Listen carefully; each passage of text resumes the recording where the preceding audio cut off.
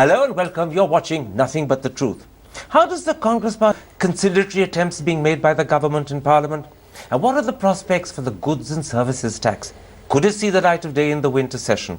Those are two of the key subjects that I shall raise today with the Deputy Leader of the Opposition in the Rajya Sabha, former Minister of Commerce and Industry, Anand Sharma. Mr. Sharma, let's start with the Prime Minister's two speeches in Parliament during the winter session. He said, India first was his government's religion. He said the Constitution was the only holy book. Speaking about his government's policies, he said we have to empower people from all sections, be it any community, religion or language. Would you accept this is a determined and serious attempt to reach out to the opposition? And secondly, to bridge the deep political divide that's emerged in the last 18 months? No, in fact, it is an attempt to repair the damage. Because India's image has been dented globally because of what has been happening. The rising intolerance, the manner in which creative Indians who have been recognized for their work and their contribution, from historians to writers to scientists to filmmakers, have been humiliated, threatened for freely expressing their viees. So and the space of freedom of expression and dissent has been shrinking. Now, the Prime Minister used the Parliament forum to convey that no, he or his government does not believe in that. And they go by the Constitution, which is the holy book. Now, Karan, this is not the first time Prime Minister has said, though we welcome what he has said, but he said it even last year. But when do you questions not see were this raised. As reaching out to the opposition? No, do I don't think so. As an attempt to bridge the divide? This is not to reach out to the opposition at all, because the concerns that we raised during the discussion in both the houses, particularly in my house, have gone unaddressed. Because we did ask the Prime Minister last year on 4th of December, he gave an assurance to the House that he will not allow any repeat after that Niranjana Jyoti, the minister, said something which was highly offensive and objectionable.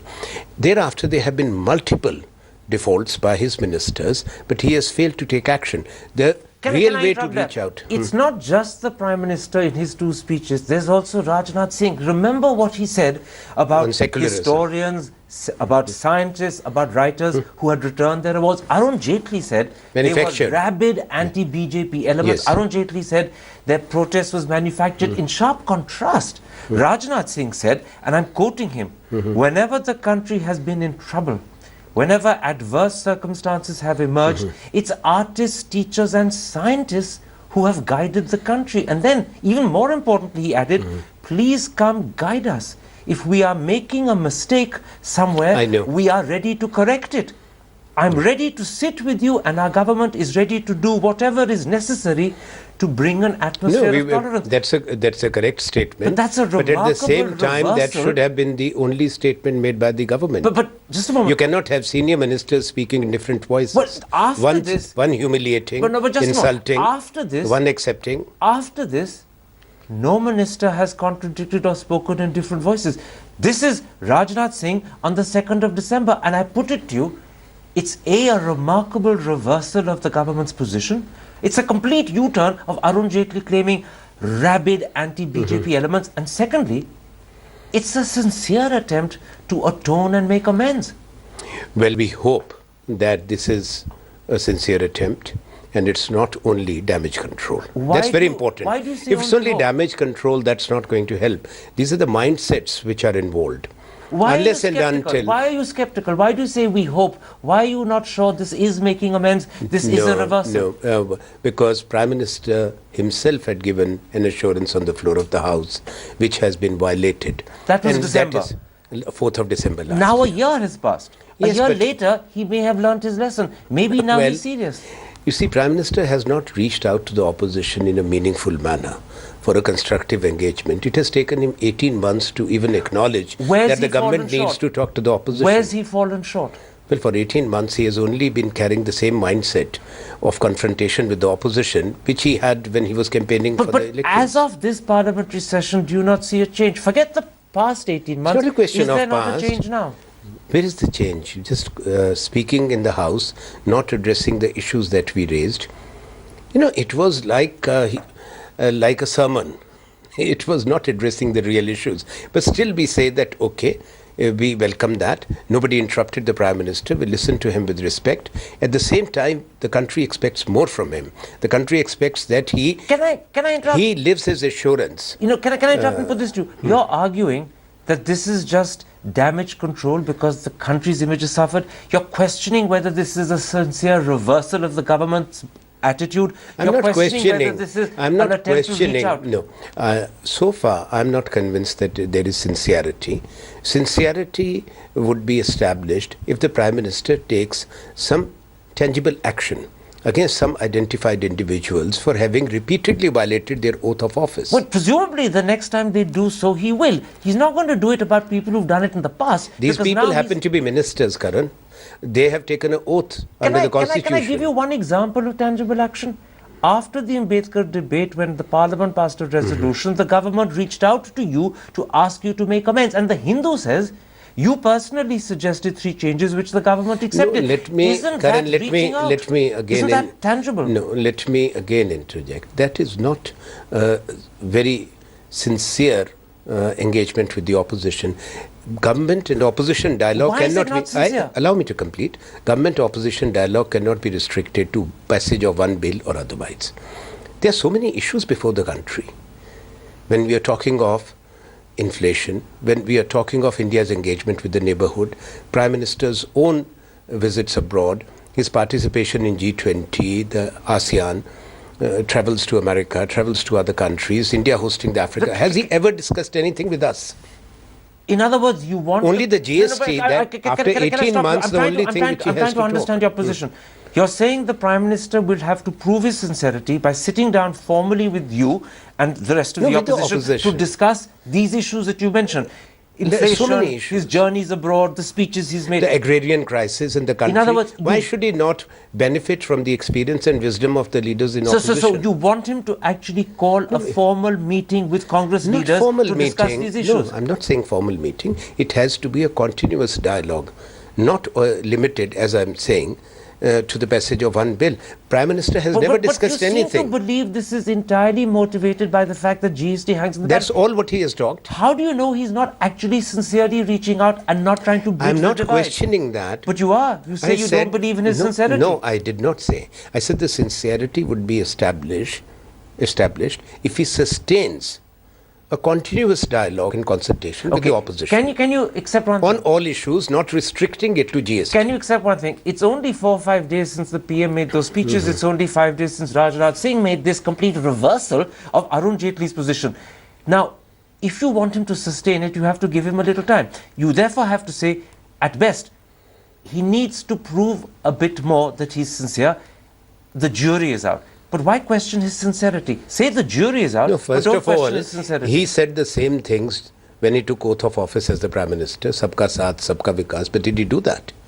He presided over a government where the ministers were giving calls for communal polarization, making inflammatory statements, insulting and threatening those who were protesting, even the right to protest of the citizens. The truth is, and the constitutional guarantees have been under assault. You know, as I listen to you, and he has been. As I listen to you, I get the feeling that actually, from your point of view, you don't believe and trust the PM.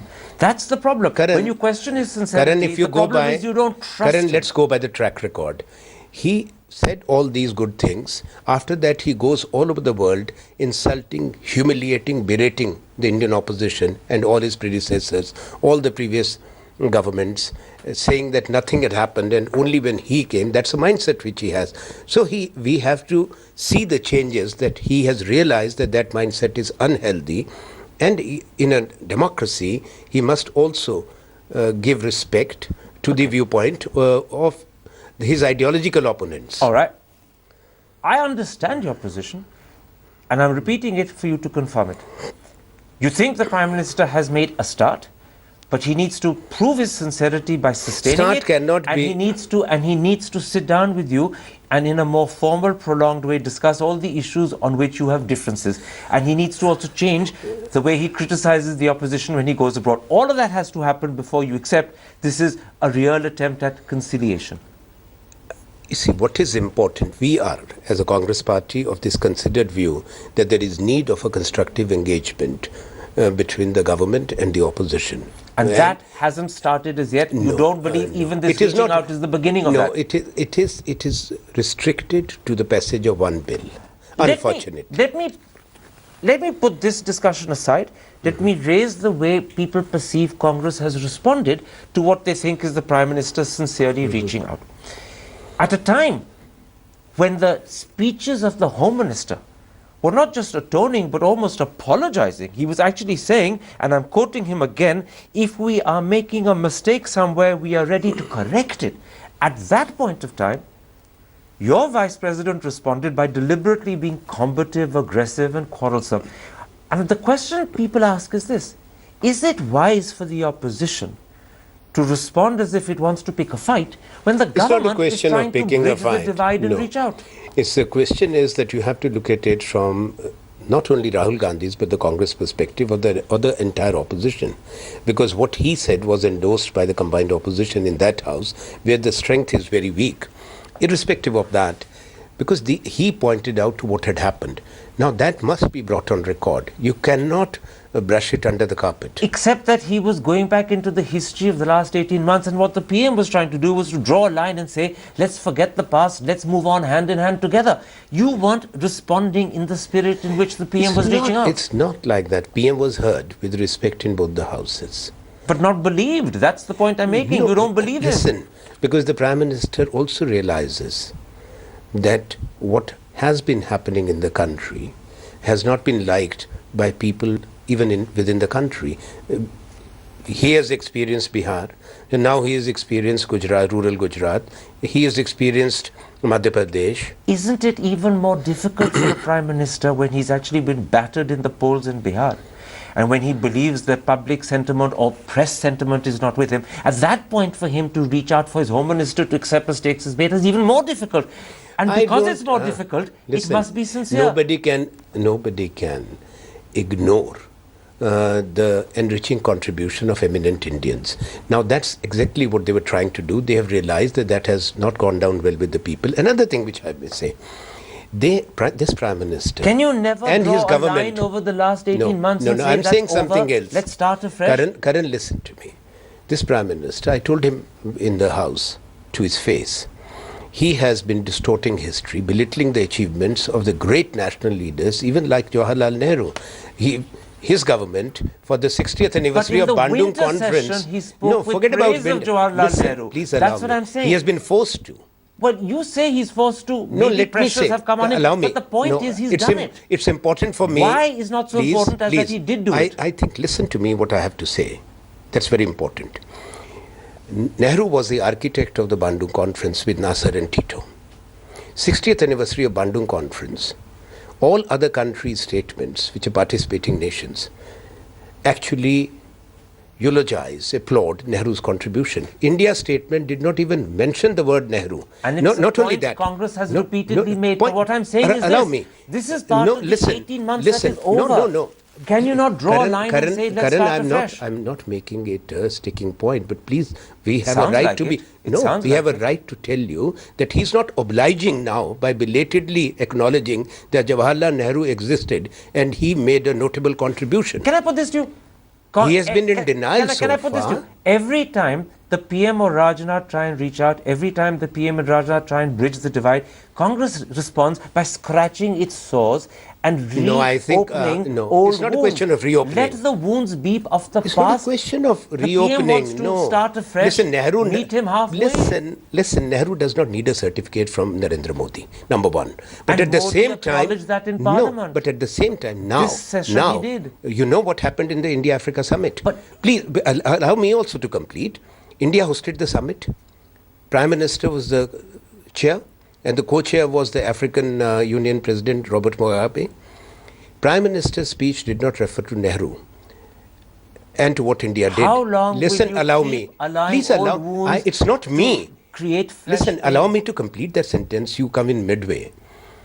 12 African heads of states, including the co-chair, reminded him. He is now acknowledging or referring only because he realizes in his global engagements he cannot actually whitewash history. But you know what you're doing? The PM is trying to reach out. You are getting us wrong. The PM is trying to start afresh. You keep allowing old wounds and old We are hurts not questioning. to pain you and to embitter the atmosphere. You're He's not saying, forget the past, let's start again. You're saying, no, the past has to continue. He has only said he is a man who uses the words to in some effect. But he does not live by his words. That is the experience of the country. You think these words are cosmetic? You think the sentiment is insincere? Well, he has to prove it. Not just one meeting for the passage of one bill. I keep asking you, what is it he has to do to prove it? Let's see that how he engages on all major national issues with the opposition. You're going to test him over the next 6 months? He should be tested. Can I put this to you? I'm approaching this issue a little differently now. For India, the deep divide that's opened up between the government and the opposition is unhealthy. It's dangerous for our democracy. And many people say, when the Didn't the Prime Minister and his government realize it? Can I finish? Many people say, when the Prime Minister in response tries to reach out and bridge that divide, there is an onus on Congress to respond in a similar fashion. And if Congress doesn't, then people will fear or suspect that you're putting your partisan political interests ahead of India's democracy and India's interests. Karan, that's a very unfair comment. We have put India's interest always before the party's interest. We are the ones who ensured the passage of maximum bills in the last 1 year. Let's not forget that. Go by the history of the Indian Parliament over the last 10 years. We were blocked. Everything which was in national interest was opposed by the BJP and by Narendra Modi. Today he is talking to us about the GST. Who led the charge against the GST? Narendra Modi as the Chief Minister of Gujarat. Now, is it wrong on our part in a democracy to tell them also that, listen, if today you have the insurance bill was through, land boundary agreement, constitutional amendment was through, so many other important bills on mines, coal were through, it was because of a mature opposition. Mr. Sharma, I accept the point you're making. We are not being partisan. I accept the point you're making, but the thought that comes to my mind is this. There is a whole baggage of the past when the BJP, you believe, sabotaged you. Every time they reach out, you will question their reaching out on the grounds they did this in the past. Then we should not have allowed the passage of the insurance bill at all, because they blocked it for 7 years. The point is, but how we allowed it to pass. How long will the No, you are getting it wrong. No, it's not Tutu Meme. Therefore, we are doing it's not Tutu Meme. Opposition has a duty to perform. Opposition cannot be a rubber stamp for the government's agenda. Doesn't the opposition also have a duty to the nation to ensure of course that we are doing that. Reforms happen? Who decides that? We take that decision, what is in national interest. What about the duty to the nation to ensure that the bitterness disappears, Who that tells you have us this? normal, sensible politics rather than the present bitter feud? I think you are asking this question to the wrong person. You should be asking Narendra Modi and his senior ministers, including Arun Jaitley and others, that what have you achieved through your arrogance and confrontationist mindset vis-a-vis the opposition? The responsibility lies with the government of the day. Can I put this to you? It's not for the opposition to... 2 or 3 times in this interview you said that this conciliation, which you believe is cosmetic, which is not fully sincere... No, I'm not using the word cosmetic. That it is designed to help a particular bill go through. How convinced are you, how sure are you that this is only to ensure the passage of GST? How can I speak not for actually him? Genuine reconciliation? We go by our experience. As I said, we will see in the coming weeks and months as to whether he engages and his government with the opposition on major national issues. That's what I'm saying. So I'm now not averse to that engagement. I'm now going to try and switch focus to try and understand are we saying that we will not engage? What are the tests in quotations the PM has to fulfill before you accept this is sincere conciliation and not I'm not going to give him an agenda by GST or just by an attempt I am not going to give him an limit. agenda. No, it is for him to reach out on other issues. You have in our neighborhood Nepal burning. We do not know what's happening vis-a-vis Pakistan. Has he discussed ever with the the first thing you want is the Prime Minister to reach out on issues like inflation, Nepal burning, Pakistan, agrarian crisis. Okay. How should this reaching out happen? Explain that to me. There is a structured format like in the past. Which is the Prime Minister to reach out, to invite either individual opposition leaders for a meeting, and if there is a larger issue, then to invite the leaders of all major parties. All right. You've made that clear. On these critical issues, you'd like the Prime Minister to invite Sonia Gandhi, Rahul Gandhi, Manmohan Singh, other leaders, it is for him and to sit decide. down with them. Okay. That's one step the PM needs to make. The second thing you said is that you'll judge over the next weeks and months. You actually use the word months. How long does the Prime Minister have to keep proving he's sincere before you believe he's sincere? Listen, I think we are just laboring over this point unnecessarily. One meeting in 18 months for the passage of one bill does not bring about a paradigm shift. That's why we have to test. What makes you so sure this is only one bill and not actually... How can I say what is in the mind of the Prime Minister? How do I know? I cannot get into his mind. Can you? Okay. Let's come briefly to GST. It seems from the Arvind Subramaniam report that the government will probably accept your demand that the 1% interstate entry tax should be dropped. That's one of your preconditions met. It seems from what the press is reporting that Congress and the government could agree on some sort of dispute redressal mechanism, which is not the GST Council itself, but an independent authority. But there the critical question is this. But the critical question is there. Should that independent authority be a judicial body? What's your answer? Some of your colleagues in Congress seem to suggest it must be a judicial body. What should it be? Well, I think we cannot take a final position before the government has formally responded to our three demands. But you're open to the independent redressal mechanism being something other than a judicial body? You know, we can discuss the details, but it has to be an independent dispute redressal authority. Independent dispute redressal authority, but it is possible that you'll accept one that is not a judicial body. You see, in a democracy, you discuss with an open mind, but at the same time, this government invited this situation by dispensing with it. It was there in the original. The critical condition that perhaps could be a stumbling block between you and the government over GST is your insistence that in fact the 18% GST cap has to be written into the Constitution. Kamal Nath yesterday repeatedly said to me it was a sticking point and it was non-negotiable. You know better than me that practically every economist in the country and most political parties believe that if there is need for a cap, it should perhaps be in the GST Bill, which is a parliamentary legislation, but not in the Constitution, where it will become almost impossible to change. Answer that for me. Should it be in the Constitution, or are you amenable to Listen, a different point of view? We never use the word non-negotiable. At the same time, we felt that there is need for a cap, and there is need for a ring fencing it, an absolute guarantee that it will not be tinkered with. Now, the government has said, after Mrs. Gandhi and Dr. Manmohan Singh met with the Prime Minister and the Finance Minister and Parliamentary Affairs Minister, that they will respond to us. We expect the government to come back to us in the next few days, and as we said, following that, we will deliberate as to what the government proposes, and then we will sit with the government. So, you know, the doors are not shut after that meeting. We made it very clear.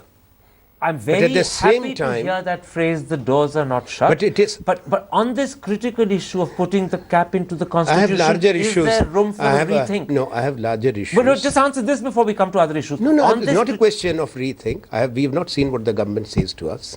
So it's possible if the government proposes a cap in the GST bill, you'll say that's acceptable. Listen, I'm not in a position to say anything unless and until we hear from the government. This is then very my important party will take a collective your view. answer today is dramatically different to Kamal Nath's yesterday. Kamal Nath said it's a sticking point. It is a sticking point. But Kamal Nath also said it's non-negotiable. You're not saying that. You actually said we haven't said non-negotiable. From what I gather, the Congress president did not use the word non-negotiable, but at the same time made it very clear that we would like to have it. Now let's see that what is the final agreement. Okay. You know, I can't make a statement before the government's proposition has been received by the Congress and the Congress leadership has deliberated. That I understand. I'm not the person who will decide this. That I understand. Let me therefore end this interview by asking you.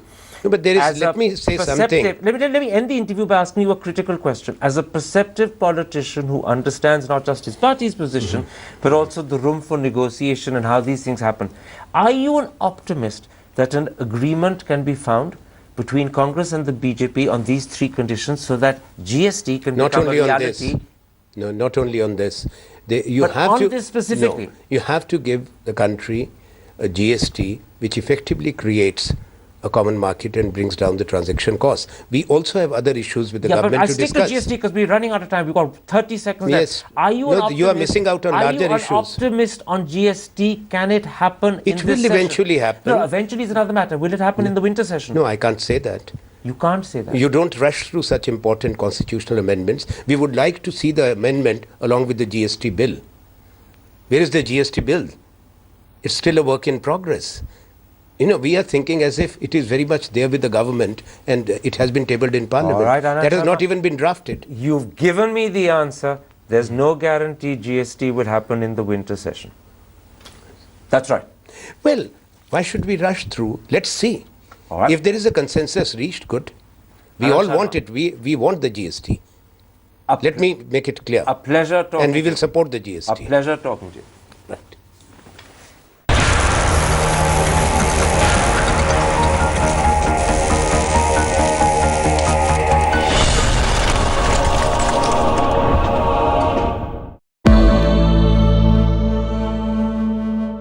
All right, the latest news break coming in from Chennai, and the news is not good. What we are getting in is reports of heavy rains in Chennai, even as at the same time a Met Department warning has gone safe.